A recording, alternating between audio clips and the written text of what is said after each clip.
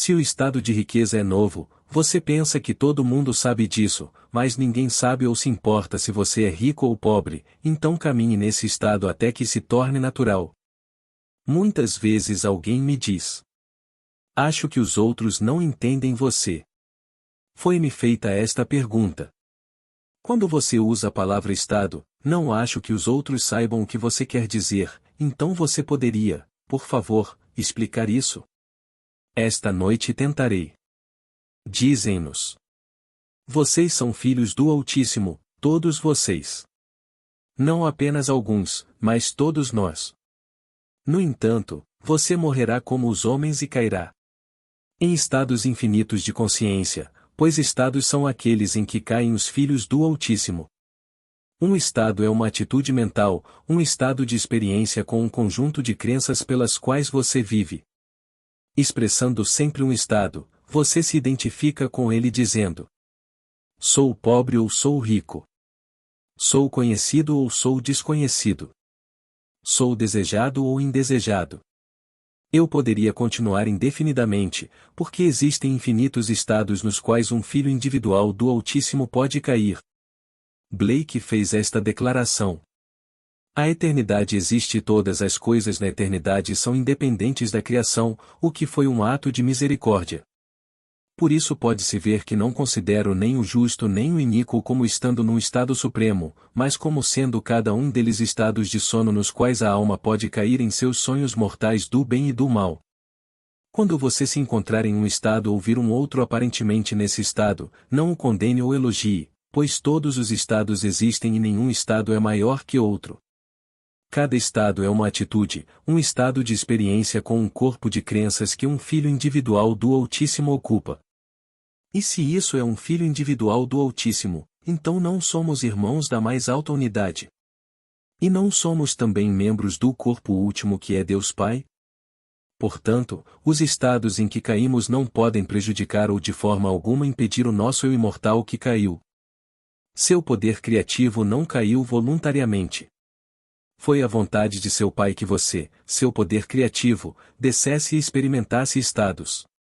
No capítulo 8 de Romanos, Paulo nos diz: ele foi submetido à futilidade, não voluntariamente, mas por causa da vontade daquele que o sujeitou na esperança. A unidade em Deus, mas Deus Pai é composto de deuses, os filhos. Assim, o poder criativo de Deus caiu em divisão e passou por estados que resultaram na ressurreição para a unidade. Como filho do Altíssimo você pode, num piscar de olhos, passar para qualquer estado, mas é provável que você não permaneça lá, pois um estado é composto por um corpo de crenças. Se você passa o dia pensando a partir de uma certa base, de um certo conjunto de crenças, é provável que adormeça naquela noite com a mesma crença. Sabendo que você pode passar para outro estado, outro corpo de crenças, você pode tentar mudar, mas deve persistir em permanecer no novo estado até que ele se torne natural. Existem inúmeros estados e o ocupante de um estado não é melhor do que o ocupante de outro, pois cada um é um irmão na unidade mais elevada e todos são um no corpo de Deus Pai. Mas o estado, a atitude mental para a qual você retorna mais constantemente, constitui a sua morada.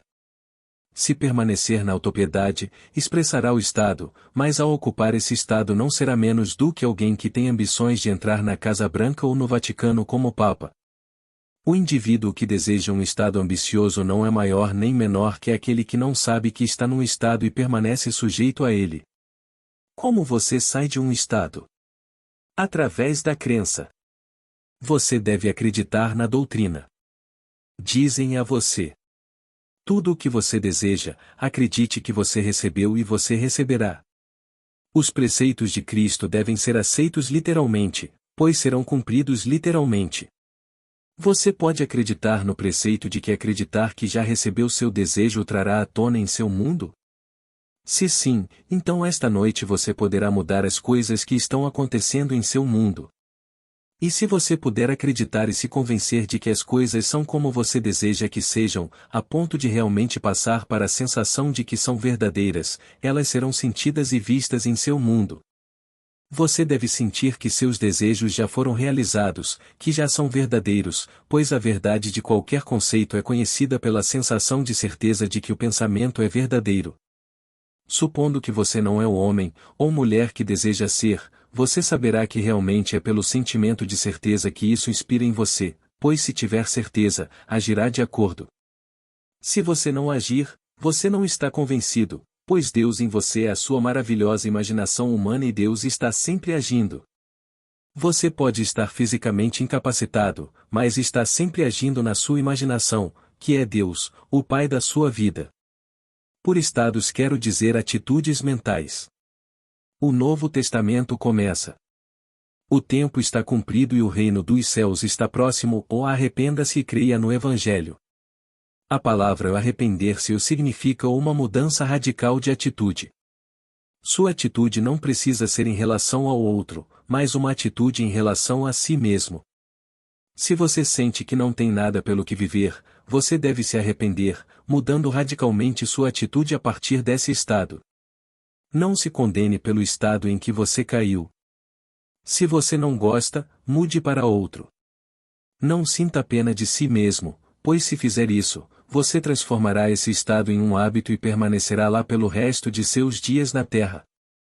Em vez disso, você pode acreditar nesta doutrina e sair de qualquer estado. Deixe-me ilustrar com esta história. Um senhor que assiste às palestras e sua esposa mudaram-se para sua nova casa na praia. Querendo fazer um paisagismo, convidaram 5 paisagistas para fazerem propostas. 2 nem licitaram por causa da localização do imóvel, mas após escolher um, foram plantados os gramados e jardins, além de diversas árvores. Em 6 meses, 3 árvores morreram.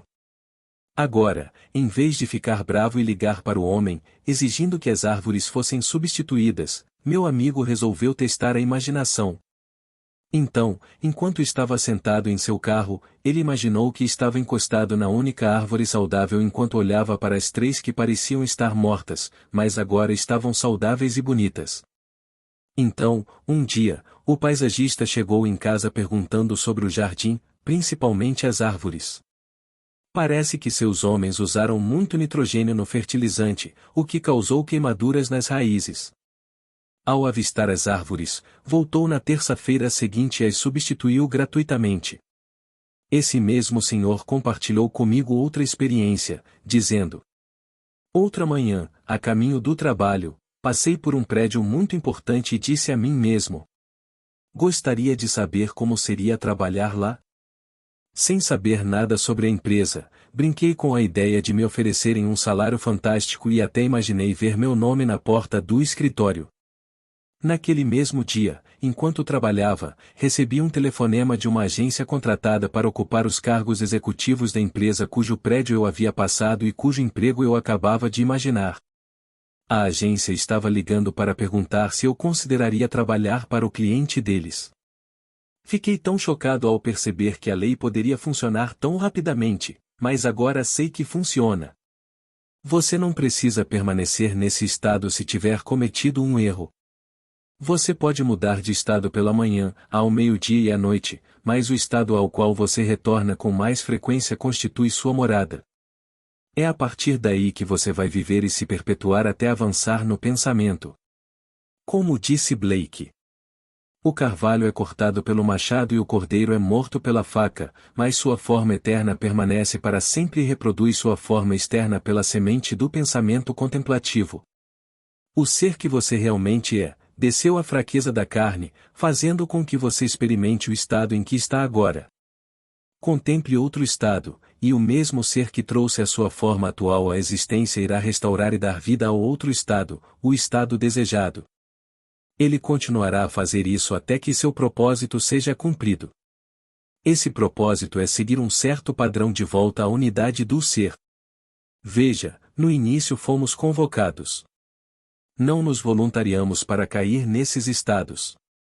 Fomos sujeitos à futilidade, não por vontade própria, mas pela vontade daquele que nos enviou. Mas quando voltarmos descobriremos que somos o próprio ser que nos sujeitou. Somos agora os filhos, destinados a retornar como Deus Pai. Agora, deixe-me compartilhar com vocês uma palavra que uso noite após noite. A palavra é Davi e significa amante, amado, mais especificamente irmão do Pai. Somos todos irmãos, mas depois da minha ressurreição e retorno à unidade, Davi, irmão do Pai, me chamou de Pai. Chegará o dia em que Davi também chamará você de Pai, pois ele é irmão do Pai. Somos todos irmãos da mais alta unidade, predestinados a ressuscitar naquela unidade que foi quebrada na nossa queda na divisão. Portanto, o nome de Davi no sentido mais específico é tio. Se Davi é irmão do Pai e todos são irmãos na queda na divisão, quando ressuscitado na unidade Davi é quem revela a todos como o Pai. A unidade foi quebrada por um propósito. O poder criativo de Deus desceu aos estados de experiência para se tornar maior do que era antes da descida. Tendo unidade de pensamento, o poder criativo caiu em divisão e será ressuscitado novamente na unidade de pensamento. Portanto, quando falo de estados, estou falando de estados de consciência, atitudes mentais que criam um corpo de crenças. Minha irmã e meus irmãos em casa não acreditam no mesmo Cristo que eu, embora todos tenhamos nascido na mesma família e sido criados no mesmo ambiente. Meus irmãos se autodenominam cristãos, mas a definição deles de Cristo seria diferente da minha. Pelo seu estado de consciência, eles acreditam num homem que viveu há 2000 anos, mas eu diria que Cristo é o poder criativo e a sabedoria de Deus que desce aos estados, ressuscita e retorna como o ser que o enviou. Chegará o dia em que você compreenderá todos esses preceitos como sendo literalmente verdadeiros. Aqui está um que pode ser encontrado em 1 João, capítulo 3, versículo 2. Agora somos filhos de Deus, ainda não aparece o que seremos, mas sabemos que quando ele aparecer seremos semelhantes a ele. Como iremos conhecê-lo? Tornando-se como ele é. Os pregadores do mundo lhe dirão que quando ele vier, você será como ele em caráter, em sua atitude perante a vida. Você será gentil e atencioso e terá as qualidades dele, mas eu lhe digo.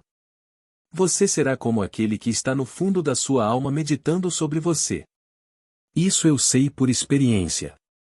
Foi no ano de 1936 quando vi a rocha que as Escrituras afirmam ser o Deus que me deu a luz. Um dia, enquanto estava sentado em silêncio, uma pedra apareceu de repente diante da minha visão. Então ele se divide e rapidamente se recompõe em um homem sentado na postura de lótus, meditando profundamente. Ao olhar mais de perto, descobri que estava me vendo meditando. E então eu soube que quando ele acordasse eu não desapareceria, mas sim saberia que sou ele. Essa coisa chamada neve o que está diante de você é a emanação dele. Ele o trouxe à existência, e embora você corte sua cabeça 1000 vezes, ele restaurará sua forma eterna pela semente do pensamento contemplativo. Nada deixa de existir, porque todas as coisas existem na eternidade e podem ser trazidas à existência por este ser meditativo, que se parece com você, apenas elevado ao enésimo grau de majestade. Você nunca viu seu rosto tão lindo. Você nunca viu isso conter um poder tão majestoso, tanta força de caráter. Olhando para si mesmo e sabendo que não há outro, enquanto ele brilha como o sol você retorna ao ser que ele está meditando neste mundo de mortalidade. Quando você tiver essa experiência, não terá nada a ver com alguém que afirma ser Cristo.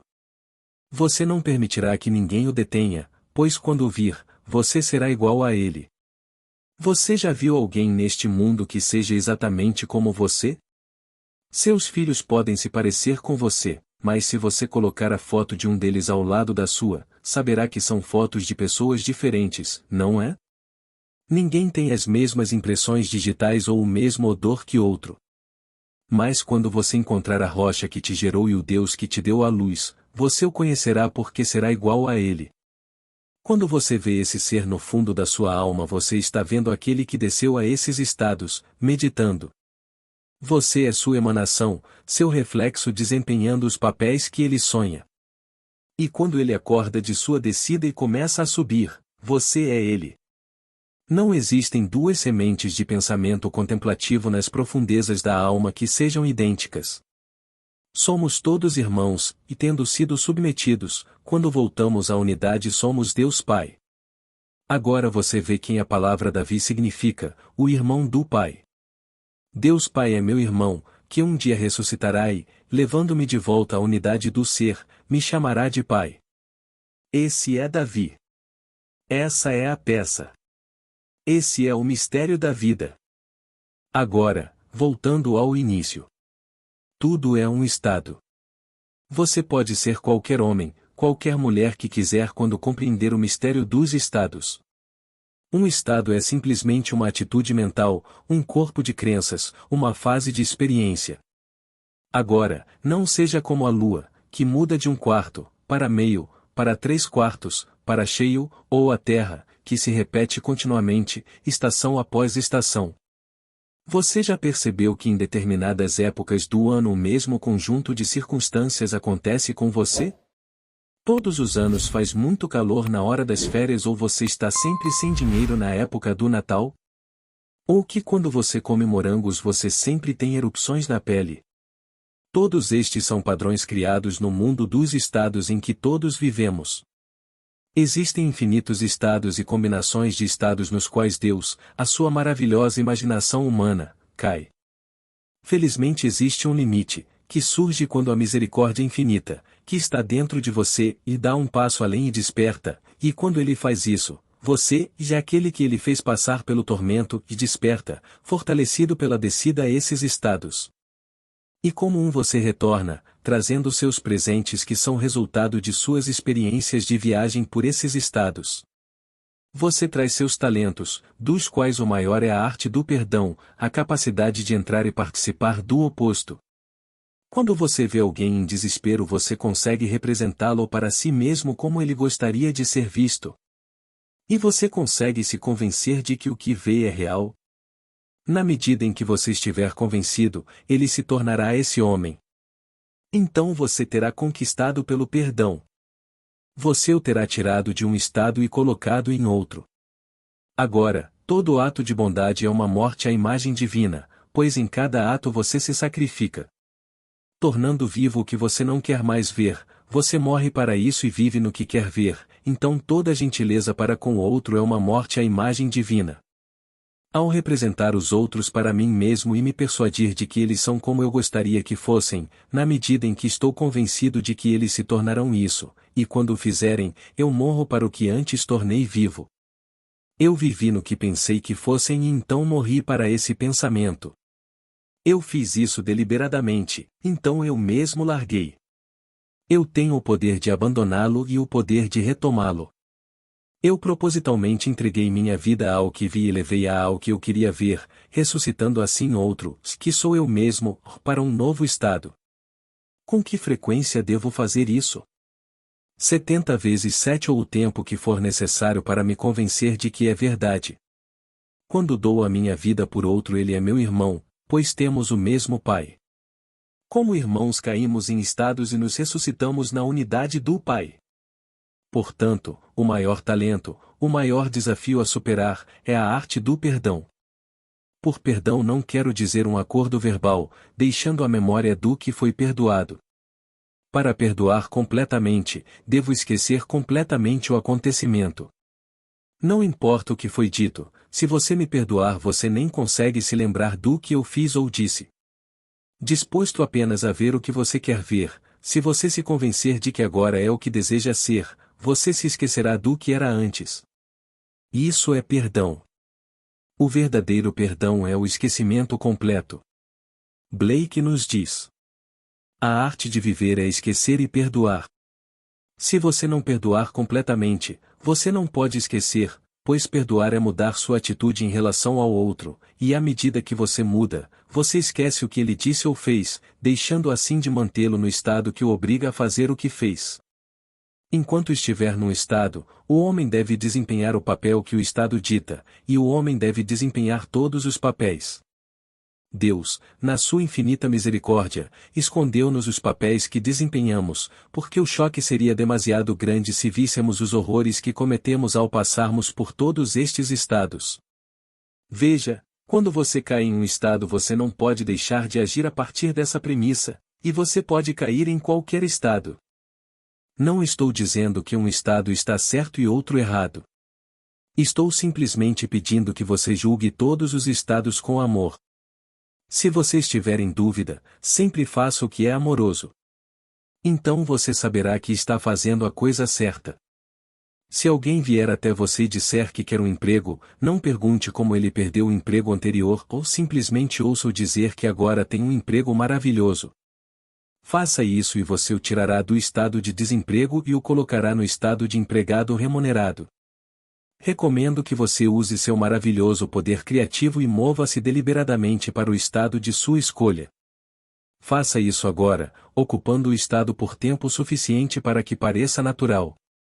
Você não tem uma roupa que parece tão nova que você fica consciente dela a cada momento? Eu sei que quando comprei meu primeiro terno, andei pela Quinta Avenida pensando que todos por quem passava sabiam que meu terno era novo. As pessoas que passavam não prestavam atenção em mim, mas eu estava muito consciente do meu novo traje. É exatamente isso que acontece quando você muda para um novo estado. Se o estado de riqueza é novo, você pensa que todo mundo sabe disso, mas ninguém sabe ou se importa se você é rico ou pobre, então caminhe nesse estado até que ele se torne natural.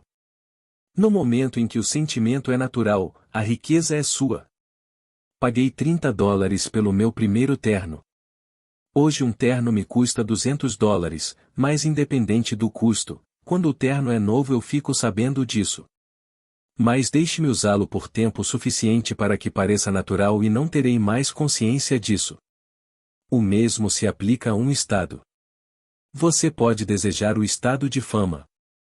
Se você pensar que é famoso e permanecer consciente desse estado por tempo suficiente para torná-lo natural, à medida que os pensamentos fluem de você, eles se tornarão uma parte natural do seu corpo de crenças, e o mundo proclamará sua fama. Agora, vamos entrar no silêncio.